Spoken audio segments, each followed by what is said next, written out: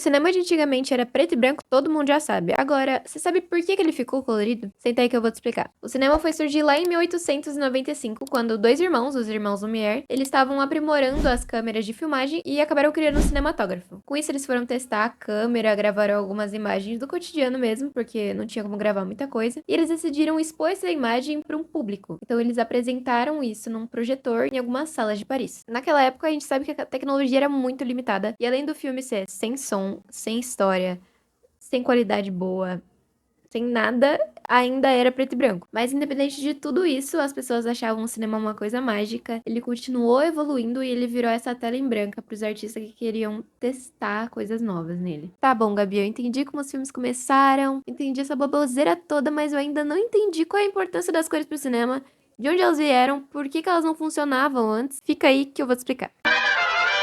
Um filme é a junção de várias fotografias colocadas em um ritmo para dar essa sensação de movimento. E naquela época, as câmeras fotográficas não capturavam cor, então essa cor também não aparecia na projeção no cinema. E se agora você pensa que as cores só servem para deixar o filme bonito, você tá totalmente errado. Elas podem emitir emoções, colocar a gente na vibe do filme, naquela atmosfera, elas podem representar um personagem e muitas outras coisas. Tá, mas então, quando não existiam cores no cinema, o filme não conseguia trazer nada disso pro espectador.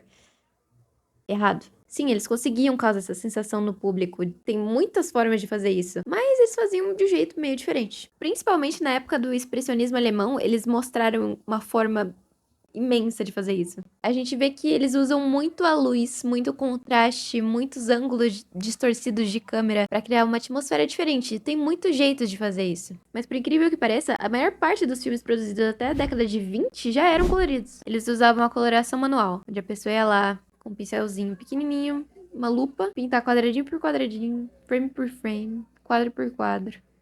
Todas as imagens do filme. E naquela época, o filme já tava começando a ganhar tamanho, gente. Já tava ficando grande. Imagina o trabalho disso aí. Só que a gente pode adivinhar que essa técnica não durou muito tempo, porque ela demandava muito tempo e o povo não tinha paciência naquela época, não. E um pouquinho de tempo depois, tinha surgido o som no filme. Aí o povo já não se importava mais, entendeu? O povo não queria assistir filme mudo. Tinha que ser filme com som. Faz o que você quiser, mas tem que ser som. Se não tiver som, ninguém vai assistir mais. Aí lá na década de 30, eles inventaram outra técnica pra tentar deixar o filme colorido também. E essa técnica eu achei muito mais inteligente, muito mais bonita, sabe? Tem meu coração. Aí era assim, o filme era gravado com 3 filmes diferentes, um vermelho, um verde e um azul. Aí depois deles terminarem de filmar tudo, eles pegavam esses filmes e pintavam eles com as cores complementares. No círculo cromático, tem a cor que você quer e a cor complementar da cor que você quer é a oposta. Então eles pegavam vermelho, verde e azul e eles pintavam esses filmes com as cores opostas. Aí eles colocavam uma em cima da outra e ficava colorido. E um filme muito famoso que utilizou essa técnica foi o Mágico de Oz, que a gente vê hoje em dia saturação lá no alto e o povo ficou, tipo, deslumbrado com isso daí. Era um filme que tinha história, era um filme que tinha uma cor muito vívida e era uma, tipo, uma revolução nessa época. Tá, então foi assim que o filme ganhou cor e acabou. Só isso. Essa técnica, ela era muito cara. E além de ela ser cara, ela também utilizava umas tecnologias muito avançadas pra época. Então, só quem podia usar isso daí eram grandes estúdios, gente muito rica, que tinham a condição de pagar por isso. Então, a maior parte dos filmes ainda era em preto e branco. E ficou assim por uma cota. As cores só foram virar assunto de novo 2 décadas depois, porque a televisão começou a investir nisso. Aí os produtores de cinema ficaram com medinho, começaram a investir também nessa tecnologia, criando novas películas, criando câmeras mais leves e com uma gama maior de cores, e tentaram se aproximar muito mais da realidade, para ter essa conexão com os espectadores. Tem até uma coisa muito legal que aconteceu nessa época, depois que a televisão começou a investir, que foi essa mudança do colorido pro preto e branco, que em muitos países foi enquanto passava algum programa, ou eles fizeram um programa especialmente pra isso. Eu vou deixar alguns aqui na tela porque é uma coisa muito interessante e muito legal.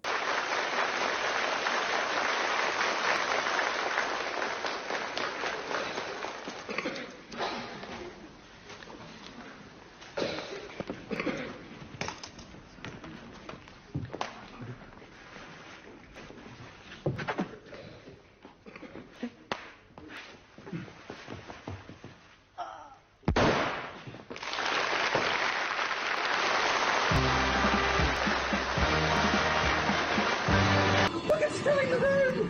How are we gonna breathe? Quick up on the Wollongong air. I'll try and hold it down. There it is. Hey, look at me, I'm in colour. Come on in, it's lovely. I can't hold it on very long. Here it goes, Arthur.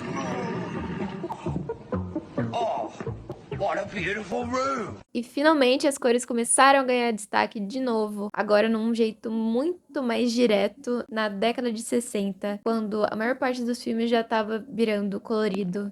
E amém, graças a Deus, tá acabando esse vídeo. E não pense que tudo foram flores, tava todo mundo legal com isso, que a vida foi um morango nessa época, porque não foi. Nem todo mundo aceitou essa mudança, teve muita resistência. Muitos espectadores e também gente que produzia cinema naquela época achava o cinema preto e branco a forma mais pura de fazer cinema. Então, pessoas conservadoras demoraram pra evoluir nessa época também, gente, que nem todas as épocas históricas. É normal. O Hitchcock mesmo foi um desses que demorou um pouquinho pra entrar nessa época do colorido. Então, preto e branco nessa época virou uma escolha meio estilística, assim. Dependendo da vibe que você quer pro seu filme, continua preto e branco.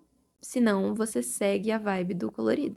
Mas à medida que essa tecnologia foi avançando, foi se tornando mais popular, foi ficando mais acessível, ela foi ficando irresistível. Todo mundo queria ver um filme colorido e isso virou a marca dos filmes de Hollywood, por exemplo. E aí, isso entra naquela parte que eu falei que as cores podem significar muitas coisas, sentimentos, personagens. As cores ganharam essa nova paleta de possibilidades, assim. E isso foi virando cinema. A cor foi virando aquela coisa grandiosa e inimaginável que ela é hoje. E é essa a história da cor no cinema.